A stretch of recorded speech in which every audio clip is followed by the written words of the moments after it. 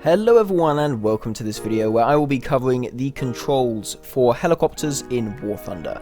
Of course, helicopters can be accessed once either an aircraft or a ground vehicle of tier 5 has been unlocked for a nation with a helicopter line. You will then of course be able to purchase the starter helicopter for Silver Lions, or alternatively buy a premium helicopter, which are also available for Golden Eagles or on the Gaijin.net store. This video will serve as a simple guide on how to control your new helicopter, where you can find the key bindings for various systems and also the key bindings for the basic flight controls. So to start off, let's get into the basics with how to fly your new helicopter. So to start, let's get into actually flying your helicopter. Firstly, collective pitch, changing the pitch of the rotor blades to produce more or less lift, essentially going up or down. For this, I just use the stock controls of W and S, W to increase your collective pitch to have more lift, and S to decrease your collective pitch to have less lift. For maneuvering the helicopter, I personally again use the stock settings for these controls. A and D on the keyboard I use for the roll axis, rolling the helicopter left and right. Q and E for the yaw axis, again yawing the helicopter, essentially the rudder, left and right, and then page up and page down for pitching. Alongside these though, I do advise using the mouse cursor to generally steer the helicopter. This is listed as mouse aim in the controls mode selector, and is a very similar way to how aircraft are controlled using the mouse aim setting. One thing that will be very useful for you, especially if you are relatively new to helicopters, will be the hover mode function. This is essentially very useful for stabilizing your helicopter before landing. The stock key for this is H, obviously H for hover, something nice and easy to remember. And in hover mode, once you press it, it will essentially take control of your helicopter and just allow the helicopter to come to a nice smooth stop and just hover. From that point, you can then decide to descend, and you can also use your key controls for pitching, yawing, and rolling to make small adjustments to where the helicopter is positioned. You will, for that, also want to set your hovering height key binding so you can adjust your height in the hover mode. For this, I personally use W and S, which are the same keys that I use for collective pitch.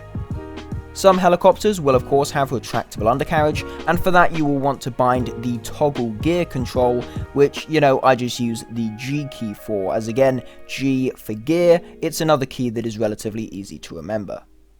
Helicopters also have a manual roll control mode. When activated, this will hold the helicopter at the last roll angle inputted by the player. As for the binding for this, I have it set to one of my numpad keys, but you can use whichever key you wish to use. Moving on now to weapons. Firstly, the fairly simple stuff, your guns. Firstly, you can bind keys to separately fire the primary, secondary, and additional guns. I personally use separate keys, but then I also have the universal left mouse button binding for when I want to fire all of my guns at once. Some guns you can also alter the rate of fire, simply bind a key to change rate of fire, and you'll be able to switch between low and high fire rate modes. Pretty much every helicopter will also have access to a form of unguided rocket. For this, you can bind either fire rocket salvo or just fire rockets, or both, depending on how many rockets you want to fire at a time.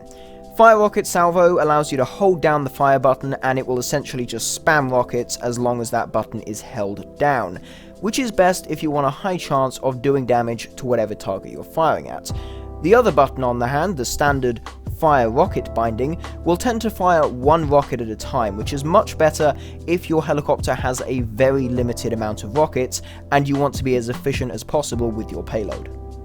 Helicopters, of course, do also feature two types of guided weaponry: air-to-air missiles and anti-tank guided missiles or air-to-ground missiles. Air-to-air missiles are very simple to use. Firstly, you just lock the weapon by using your weapon lock key binding, where you just get a little circle come up, hold it essentially on the enemy target, and once it sort of gets that heat signature, it will lock, make a loud beeping noise, and then you can use your fire air-to-air missile key binding to fire the missile, and then hopefully it will go off and hit the target. ATGMs, on the other hand, are fired using the fire air-to-ground missile key binding and can then be manually guided via the mouse cursor to hit your target. Some anti-tank missiles can be locked onto their targets using the sight stabilization key, which has a stock binding of F. In the case of the Hellfire, that can also be guided by a laser designator, which can be activated by using your toggle laser designator key binding. On a final note for weapons, some helicopters can also use bombs by simply using whichever button is bound to the drop bomb key binding. So now getting on to the final part of this short guide, sight systems and countermeasures. Now of course, most but not exactly all helicopters do have countermeasures against air-to-air missiles. From a controls perspective, the only one that you really need to know about are flares. For that, I would advise binding a key to Fire Flare Series, and then as long as you hold down that key, flares will continuously be fired, and that will help to disrupt IR guided missiles.